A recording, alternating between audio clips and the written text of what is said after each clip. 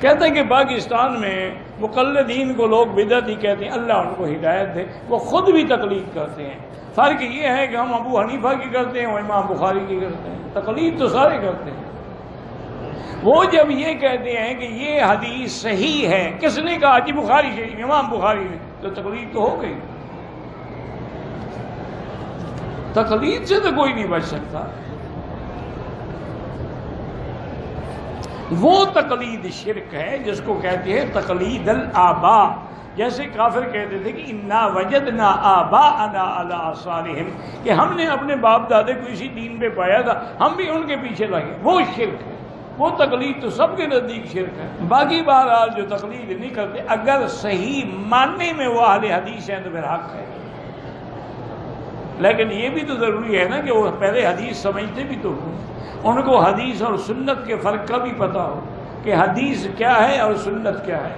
حضور نے ہمیں فرمایا ہے اہل السنت والجماعہ، فرمایا علیکم سنتی و سنت الخلفاء الراشدین، فرمایا ید اللہ علی الجماعہ۔ تو پہلے ان کو یہ تو سمجھیں کہ حدیث میں اور سنت میں کیا فرق ہے۔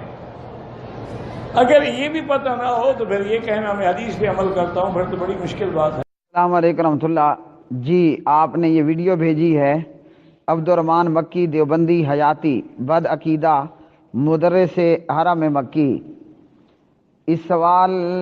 ان سے سوال ہوا مقلدین کو بدعتی کہنے کے حوالے سے، اور انہوں نے الٹا اہل الحدیث کو مقلد بتا دیا کہ اہل الحدیث امام بخاری کی تقلید کرتے ہیں۔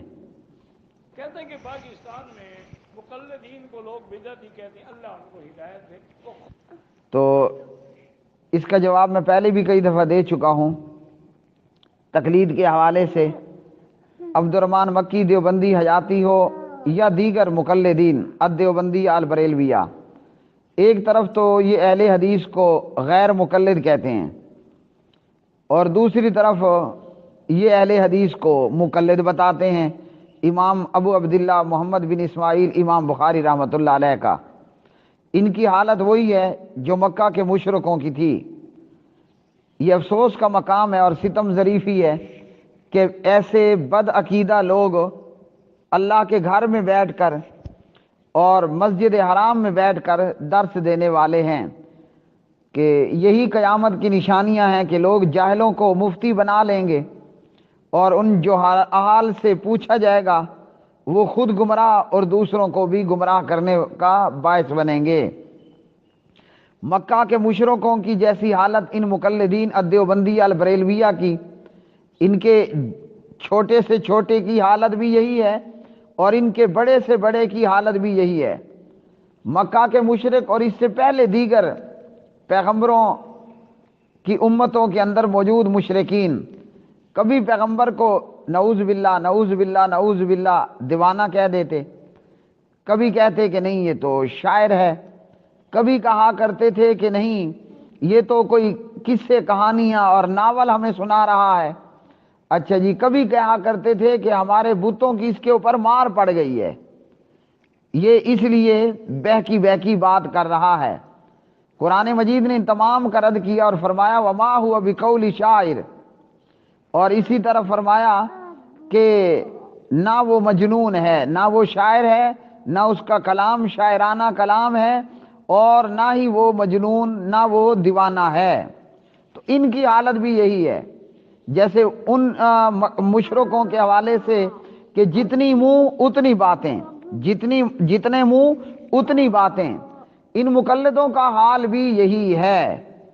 اب یہ اتنی بڑی کرسی پر بیٹھا عبد الرحمن مکی، ہم دعا کرتے ہیں کہ اللہ تعالیٰ اس کو ہدایت عطا کر دے اس کے دعائیہ جملوں کے بدلے، اور اللہ تعالیٰ اس کو حق سچ سمجھنے کی توفیق عطا فرمائے۔ تو بڑے جاہل کا بھی یہی حال ہے، اور گنڈیری بیچنے والے جاہل کا بھی یہی حال ہے کہ جناب یہ اہل حدیث مقلد ہیں امام بخاری کے، اور دوسری طرف دنیا کے اندر اہل حدیث کو بدنام کرنے کی ناکام کوشش کہ جناب یہ غیر مقلد ہیں، یہ ائمہ کرام رحمہم اللہ تعالیٰ کو نہیں مانتے، یہ غیر مقلد ہیں، یہ امام ابو حنیفہ رحمۃ اللہ علیہ کو نہیں مانتے۔ بندہ پوچھے کہ تم مقلد ہو تو پھر امام مالک کی اور امام احمد کی اور وغیرہ کی بھی تقلید کرو رحمہم اللہ تعالی۔ اگر تم امام مالک کی تقلید نہ کر کے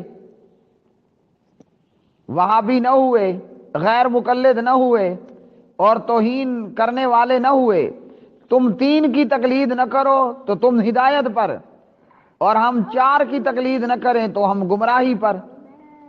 اگر 3 کی تقلید نہ کرنے والا جنت میں جا سکتا ہے تو 4 اور 8 اور 12 کی تقلید نہ کرنے والا بھی اہل الحدیث جنت جائے گا۔ تو بھائی میرے، کبھی مقلد کہتے ہیں، کبھی ہمیں غیر مقلد کہنا شروع کر دیتے ہیں۔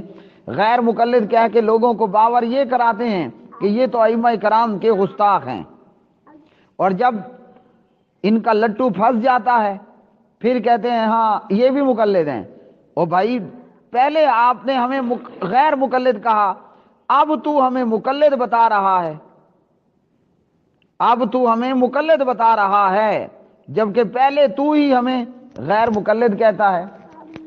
محترم بھائیو، ہم مقلد نہیں ہیں، اور کسی مدرسے کے عام سے طالب علم سے پوچھ لیں، مقلد اور تقلید کی یہ تعریف لغت کی کسی کتاب میں لکھی ہوئی بھی نہیں ہے کہ جناب محدثین کی رائے کو لینے والا، محدثین اور محققین کی تحقیق کو ماننے والا مقلد ہوگا۔